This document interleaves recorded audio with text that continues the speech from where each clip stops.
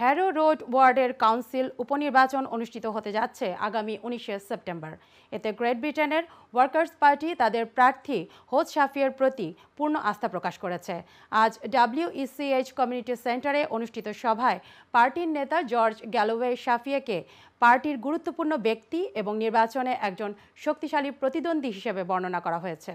পার্টির deputy national campaign manager Nizam M রহমানও তার প্রতি সমর্থন প্রকাশ করে বলেন, শাফিয়ে এলাকার প্রয়োজনীয় বিষয়গুলো সমাধানে, বিশেষ করে ক্রমবর্ধমান অপরাধ মোকাবেলায় তিনি সক্রিয় ভূমিকা পালন করবেন।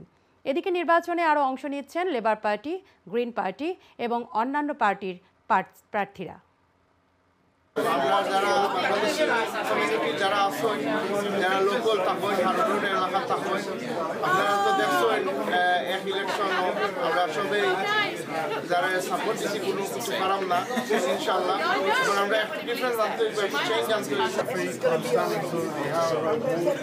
I'm looking forward to being able to serve my community. I've lived in this area for 47 years, and my intention is... Well, we've had an extraordinary meeting here today in the Welsh Community Centre in the Harrow Road ward, where on Thursday there will be a local government by-election that we are determined to win.